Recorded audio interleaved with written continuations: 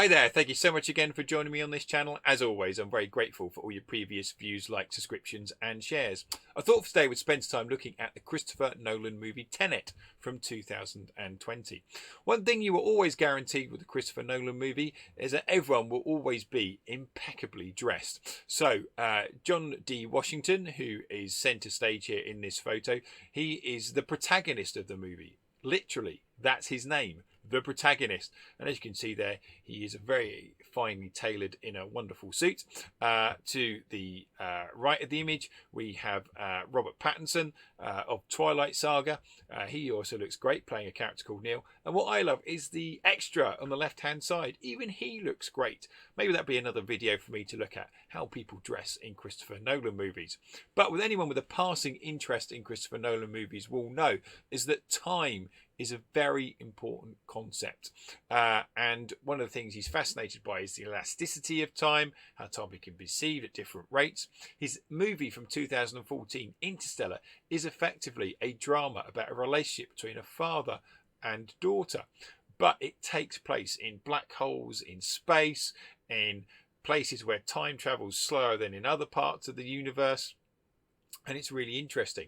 Even his war movie Dunkirk from 2017, for all its genuine grandeur, such as filming on water, using actual ships that were used in the Dunkirk evacuation, where British forces had to escape from the beaches of France due to the incoming Nazi invaders, that is told in 3 parts and at different lengths. So you have land, sea and air. So it's quite a remarkable achievement. And Tenet focus on something called time inversion, which we'll look at in a minute. But I think one of the interesting things is that Tenet, I just picked up lots of things that I wanted to explore. Here's just some 3 basic ideas I just wanted to highlight. First of all, Kenneth Branagh plays a Russian arms dealer, and he's involved in the illegal arms trade, the selling of weapons. Kenneth Branagh is in astonishing form. He is a really evil, villainous character, and I mean really evil, and he's involved in selling weapons. And actually the arms trade is something which is a huge global business. And I was thinking about the ethics of the arms trade. So in religion and philosophy are very close cousins. So I was thinking, well, what do you think? Well, just a couple of points that I highlighted. So first of all, remember the arms trade is a legitimate trade. Some people say, look, these big businesses, they pay taxes, they employ people, that brings wealth. Okay, we all know that whatever company is set up in an area, it helps to bring in trade, it helps other businesses to spring up as well. And of course, it produces highly skilled jobs as well. So people have these transferable skills. I guess on the flip side of that, many would say, well, look, the arms trade is just simply immoral. Whether you're supplying weapons or the technology to help with weapons, it's just wrong. Weapons are designed to kill other human beings. And there's also the fact as well that it can be argued that it creates like a global race. So if country A has got, say, 50 tanks, the country next to it, country B, needs to have 100 tanks. Then country A goes, well, actually we need 150 tanks, and so forth and so on. Then actually what it doesn't do, doesn't bring stability, it just brings more instability. I think the other thing as well with when it comes to Tenet is, as I said earlier, this idea of time travel. Okay, and something that is mentioned is called the grandfather paradox. It's basically like this: if you were to go back in time to assassinate your grandfather, would you even exist in the first place to be able to go back and do it? And our protagonist actually asks Neil this question about the grandfather paradox. And Neil simply responds, well, there is no answer. It's a paradox. Well, what do you think? How does that change your perception of time? What do you think time is? There's a great idea that maybe time flows something like a river. And that even if you went back in time and you were there altering certain things, you'd just be like a couple of sticks in the river. The flow of time, the flow of the river would still keep going, and you wouldn't actually do much to change the alter the course of history. Now, of course, if those sticks were built up into a dam, so you made lots and lots and lots of changes, okay, then that might change and divert the course of history. Of course, there are some who'd say that actually time is fixed. It is all predetermined. And you find this idea in some of the great monotheistic religions, that actually God knows what you're going to do because it's fixed. And whatever you do, you can't change. You just have the illusion of free will. So have a think about and consider about time.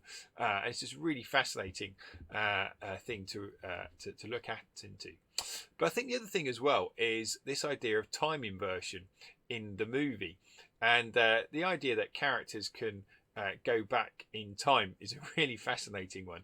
And at one point, Laura, who is a scientist, she explains very early on to the protagonist about time inversion, and in the end she just says the line, "Don't try to understand it, feel it," which in many ways is a good kind of metaphor for the movie. Don't try and understand it, just enjoy the spectacle of Christopher Nolan actually crashing a full-size 747 into a building, and an actual car chase where cars are driving backwards, and Robert Pattinson and John D. Washington actually bungee jumping up a building in like these Wile E. Coyote style catapults. But I think actually this idea of feeling something actually comes into philosophy as well. There's a theory in philosophy called Emotivism that was particularly put forward by a philosopher called A.J. Ayer. And Emotivism, his nickname is the hurrah boo theory. And what it basically says is that if you don't like something, okay, you can't necessarily explain it, you just feel it. So by the way, not just talking about things like, oh, I don't like tapioca pudding for my dessert. We're talking about big moral things like it might be capital punishment, or it might be, for example, when you get to issues such as genetic engineering of human beings, you might just say, well, no, I just don't like it. That's just wrong. It just is. On the flip side, things that seem good and pure, you may not be able to explain why they're good and pure and a good thing. They just feel right, don't they? And that's what really struck me about the theory of emotivism, is that it's based on how you feel, okay? And if you think and reflect perhaps quite carefully on things that you like and things you don't like in terms of moral behaviour, there is often this sort of gut instinct, this visceral response in our tummies that go, well, no, that's just wrong, or yeah, that's just right. It doesn't need a fancy logical explanation with lots of words. It just is. And that's what really struck me when Laura says to the protagonist, just feel it. So I hope there's something there for you when thinking about Tenet. And as always, I'm very grateful for you watching. And even if you didn't enjoy this video, hopefully maybe you can spot the Harry Potter theme that was running all the way through. As always, thank you for watching. Enjoy your learning.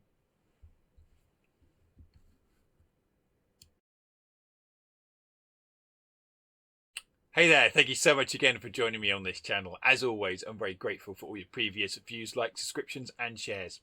Thought for today was spend time looking at the Christopher Nolan movie Tenet. As with all Christopher movie Nolan...